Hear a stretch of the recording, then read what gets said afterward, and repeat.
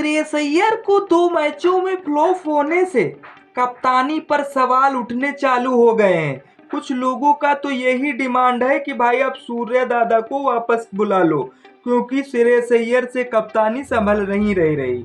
अगर आने वाली 2 सीरीजों में अगर ऐसा ही हाल रहता है तो भाई साहब वाकई में श्रेयस अय्यर का परफॉर्मेंस गिरता ही चला जा रहा है।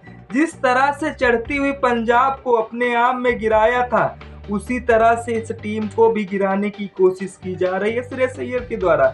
या तो फिर इंटरनेशनल का दबाव ही कुछ अलग होता है, तभी श्रेयस अय्यर मैनेज नहीं कर पा रहे हैं। सूर्य कुमार यादव बल्ले से रन भले नहीं बना रहे थे, लेकिन सीरीज की विनिंग परसेंटेज देखें और भाई साहब वर्ल्ड कप में चैंपियन बनने का देखें तो इसमें सूर्या भाऊ सबसे आगे हैं।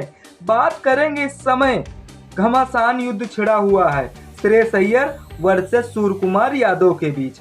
नमस्कार दोस्तों, सटीक क्रिकेट न्यूज में आप सभी का स्वागत है। वीडियो अच्छी लगे तो लाइक करिएगा, चैनल पे नए हैं सब्सक्राइब करिएगा।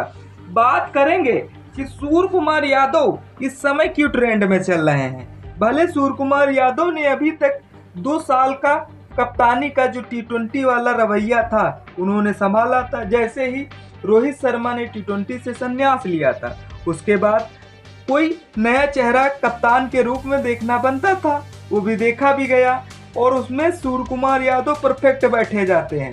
और सूर्य कुमार यादव कप्तानी पर पूरा दबाव नहीं बल्कि मैनेज करते चलते हैं भाई साहब। विनिंग परसेंटेज सीरीज पे सीरीज जीतते चले जाते हैं और उन्होंने 52 मैचों में कप्तानी की है।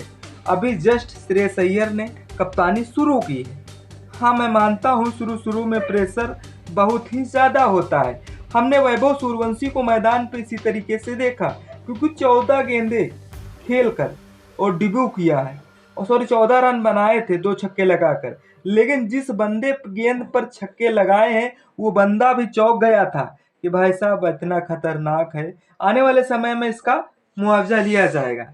वैसे टीम इंडिया सवाल उठने चालू हो गए फैंस के द्वारा कि भाई साहब इससे बढ़िया सूर्य कुमार यादव ही बेस्ट था, क्योंकि उनके बल्ले से रन नहीं आ रहे थे, लेकिन फिर टीम सीरीज तो जीत जा रही है। और हम इतनी छोटी टीमों के खिलाफ भाई साहब सीरीज हार जाएंगे, ये किसी ने अनुमान नहीं लगाया था। आयरलैंड से हार गए, अब बचे कुचे 2 मुकाबले हुए हैं, वो भी इंग्लैंड से। उस 2 मुकाबलों में तो वैसे टीम इंडिया पूरी तरीके से हारी थी, क्योंकि 189 में बारिश हो गई और 190 में भाई साहब हम खुद हार गए। अब तीसरा मुकाबला खेलना जारी रहेगा। तीसरे मुकाबले में कौन सी रणनीति अपनाई जाएगी, कौन सा पीछे वाला प्लान लगाया जाएगा जो श्रेयस अय्यर को भाई साहब विनिंग कप्तान के तौर पर पहला मैच अपने पक्ष में किया जाए।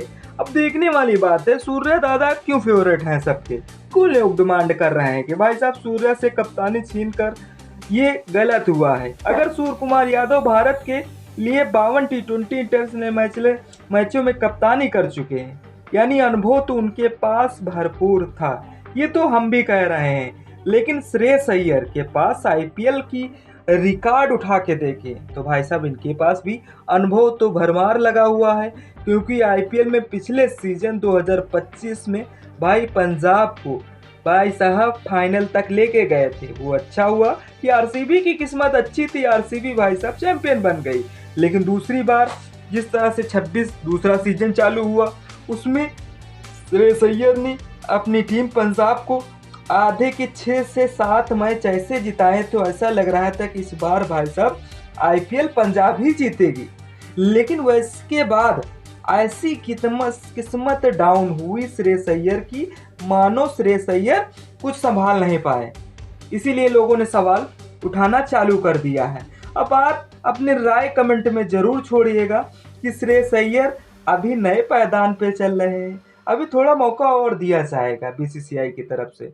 और वहीं सूर्य कुमार यादव जो लोग कह रहे हैं, फिर उसके बाद BCCI फैसला करेगी किसे कप्तान बनाना है या फिर किसे नहीं बनाना है।